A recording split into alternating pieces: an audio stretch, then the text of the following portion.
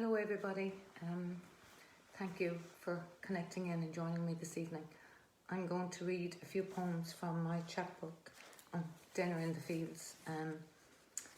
So this is my chapbook here, and it was published in March by Fly on the Wall Poetry Press, and I want to thank Isabel for asking me to read live this evening with you. So I was due to have a launch in April, and because of the whole virus thing that had to be cancelled, it was just launched and published and launched a few days before the lockdown. So I had readings cancelled, and I was kind of feeling this week that it has been neglected in a way.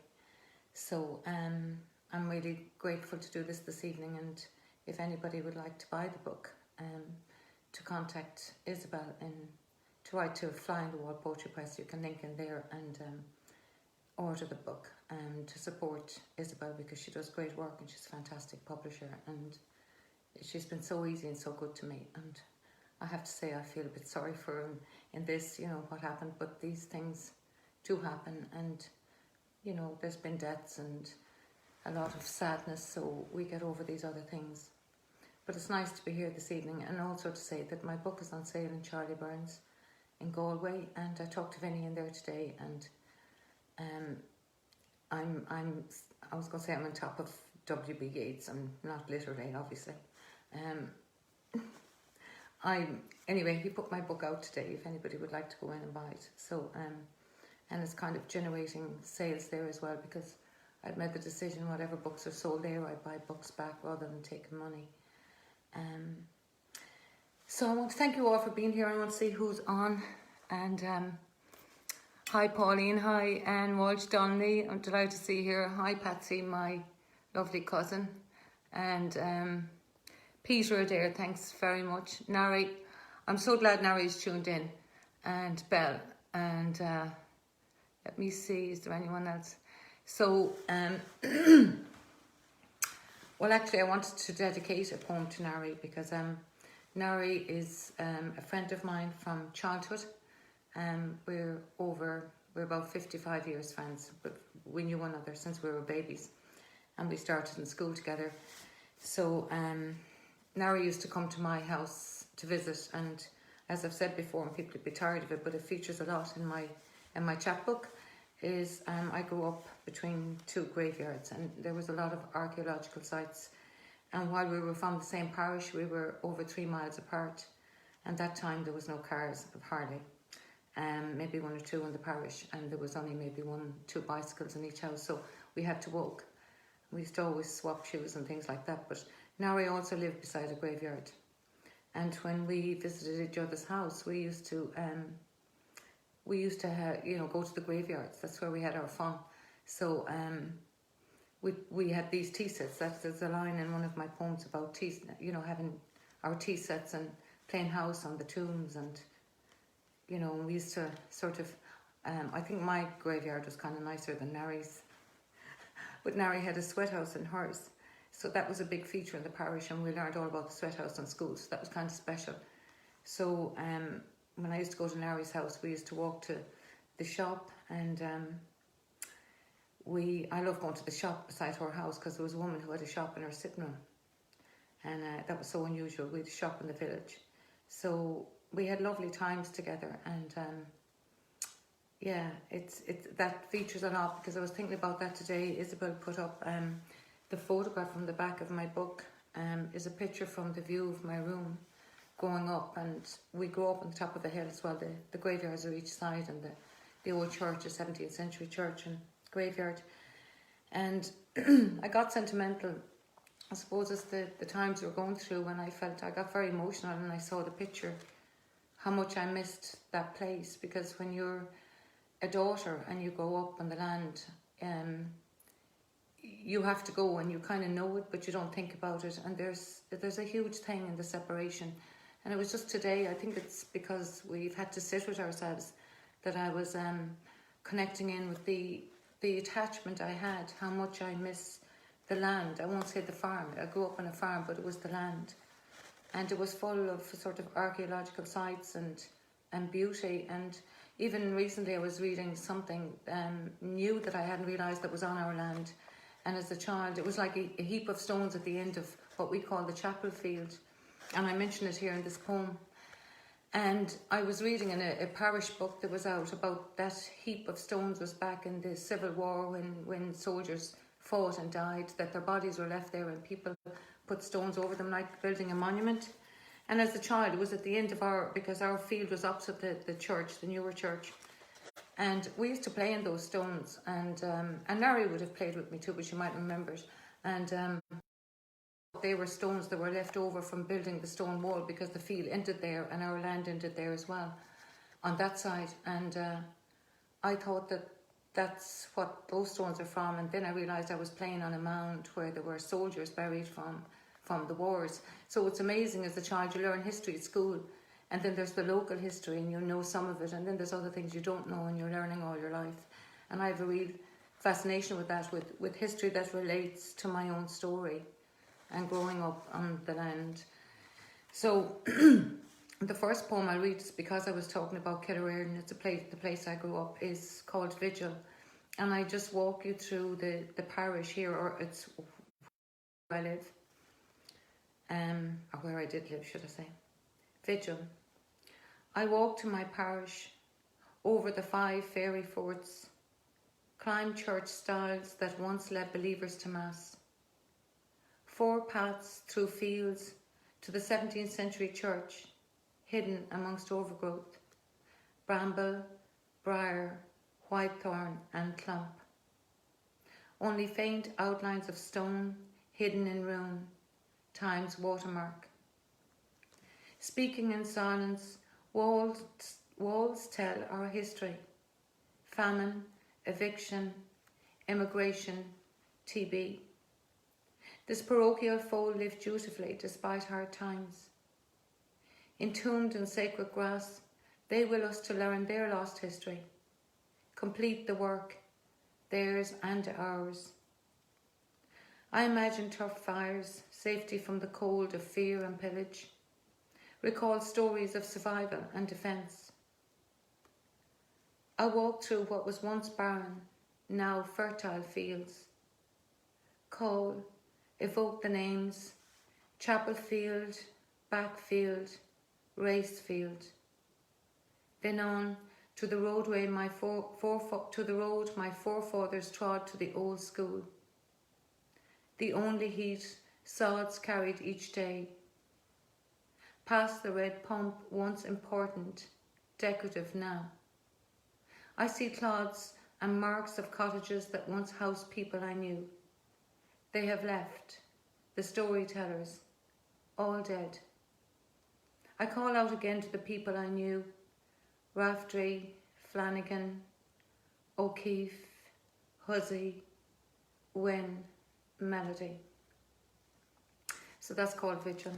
And the names I call at the end are all include my own grandparents who would live in nearby parishes. And the other, I'll read this for Nari as well, because she would know about this, and I think maybe some people would know. When we were children, it's the title of the book, Dinner in the Fields, and it's interesting. I always wrote poetry. I wrote poetry as a child, and used to write sonnets at school and that, and then I went very private about it for years. I got very self-conscious and didn't feel good enough and all of that. And I wrote this poem years and years back. And then when I went back to writing in my 50s, I pulled it out. And I just, well, actually it was somebody that said to me, it was David Rigsby, suggested that I should call the chapbook Dinner in the Fields, and I was shocked because this was years old. And it was just, I think, after my mother's death, and she'd be 30 years dead this August, and I was remembering her, and it's called Dinner in the Fields. So for anybody who used to like Dinner in the Fields, this is for you.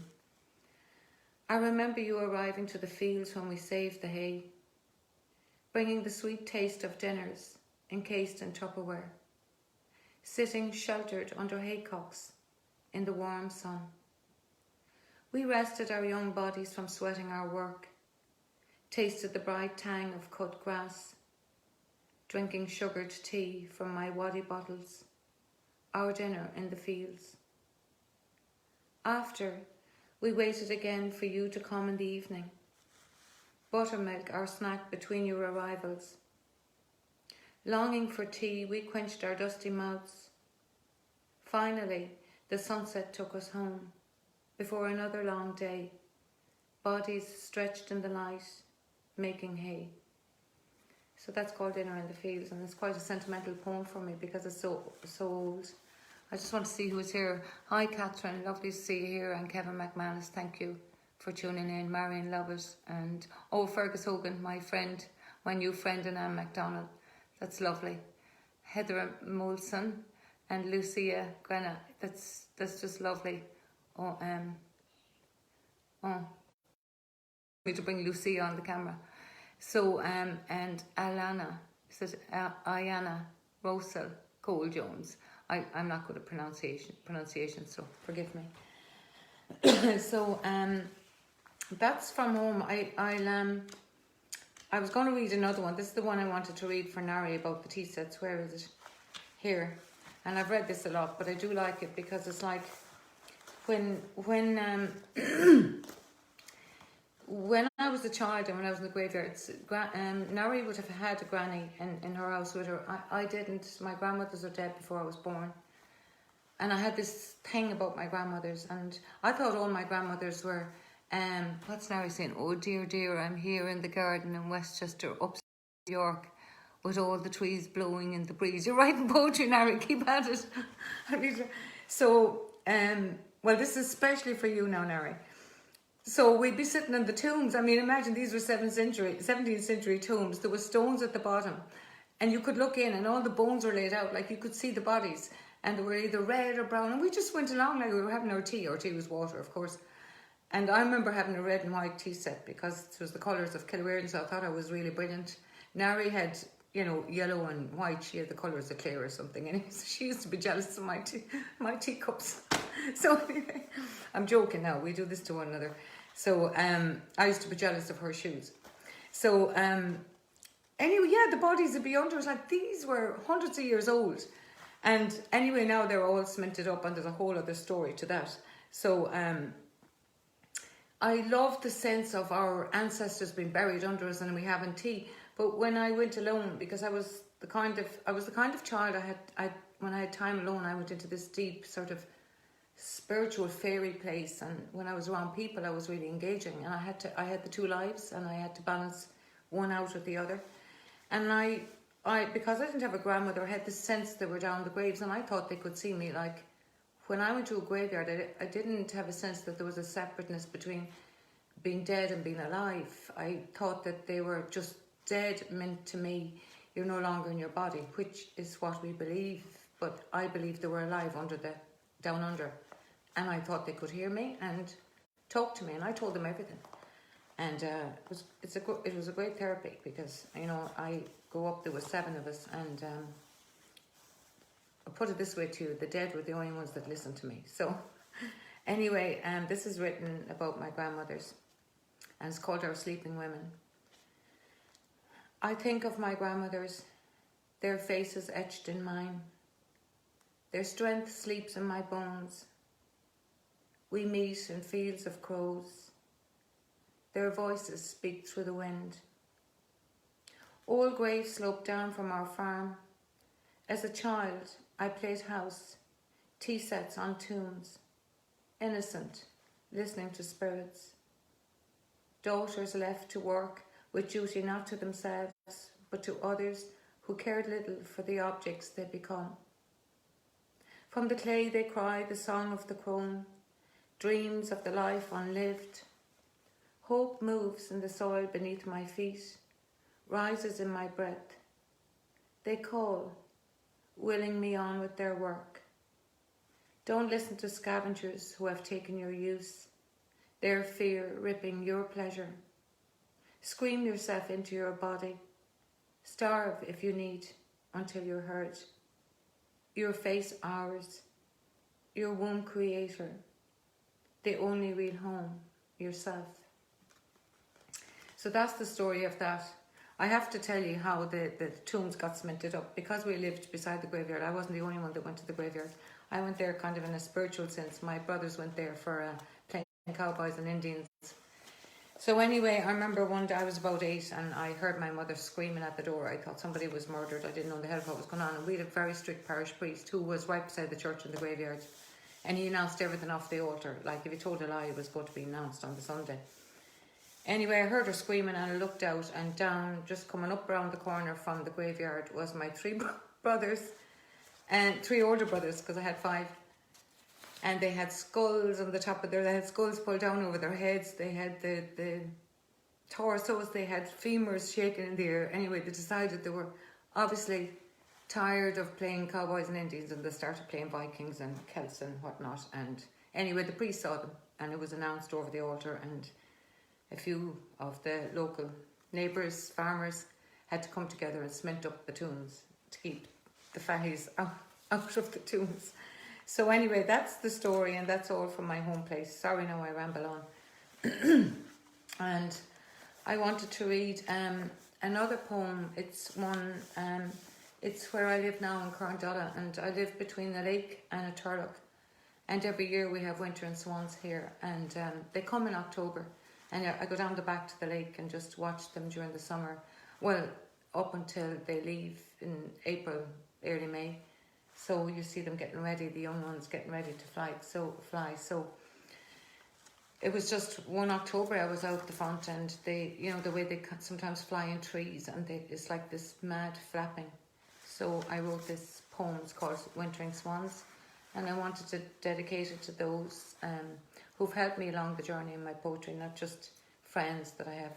Máirín and Sass is another good friend of mine, but also to Mary O'Donnell, who gave me a lot of support, to Kevin Higgins when Over the Edge, and all of the groups I've and Nualláin and Catherine, and people who have helped me along the way, and to David Rigsby, and again then to Isabel.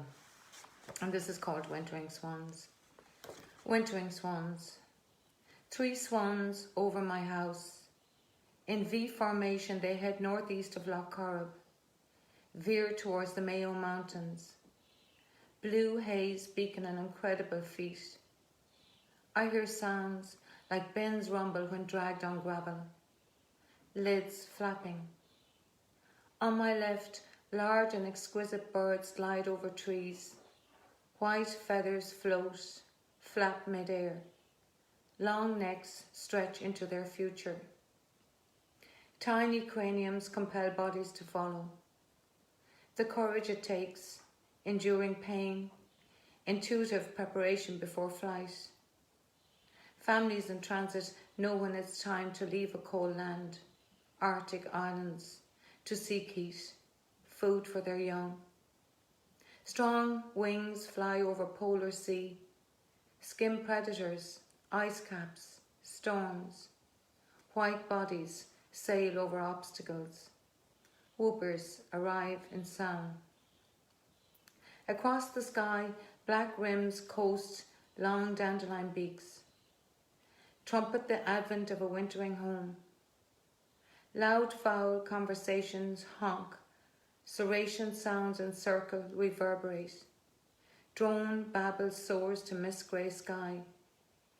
A robin disguised as leaf tumbles in gust across the path. I look to the children of Lir, reborn, fade into cloud horizon. Zen masters say, grow where you're planted. What then of migratory swans, their habitual nature, no image of God, though they find their way. So that's that. I hope you can still hear me. Can somebody put a message up there if you can, because I haven't seen any. This is a poem I'm going to read, and it's I don't see any message. So, oh yeah. This is a poem I'm going to read. Oh yeah, love this one. Thanks, Catherine. It's called Waiting, and I don't talk about my work much because I work as a psychotherapist. So I work as a psychotherapist, so I kind of keep that separate, even though it's never really separate. So I wrote this poem, and because obviously a lot of the issues that I deal with are to do with loss and grief and anger and all these different things. So they're in my own life. So there's a part of me, I suppose sometimes my poems seem confessional, but they can often be themes from client work and my experience of them. But this is a poem I like because it's kind of universal to all clients, and it kind of describes the client when they arrive sometimes first, and it's kind of dedicated to my clients over the years. And the second bit shows when I say, you know, sort of about colour or speaking about the mountains as the metaphor for the strength that's in the person, and the sun would be the metaphor for the light that's in the person.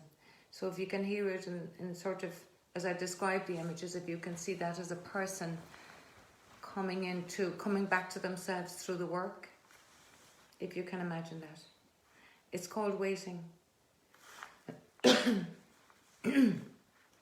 Waiting. I listen.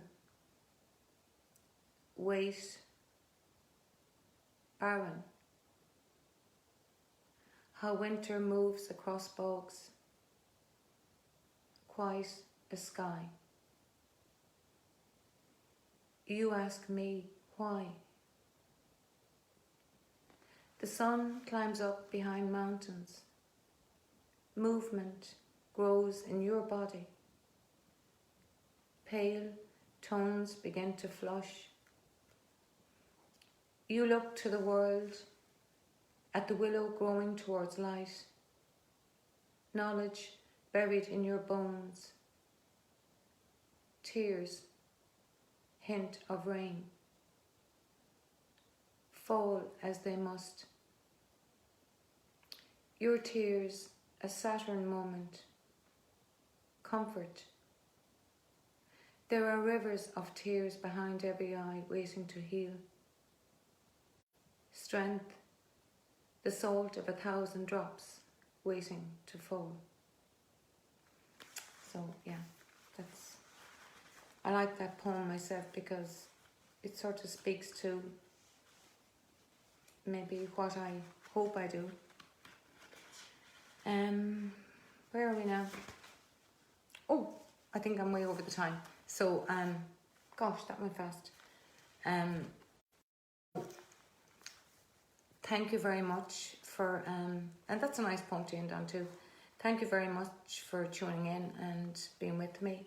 Thanks again, Isabel. And I look forward to seeing you all again soon. Thanks very much.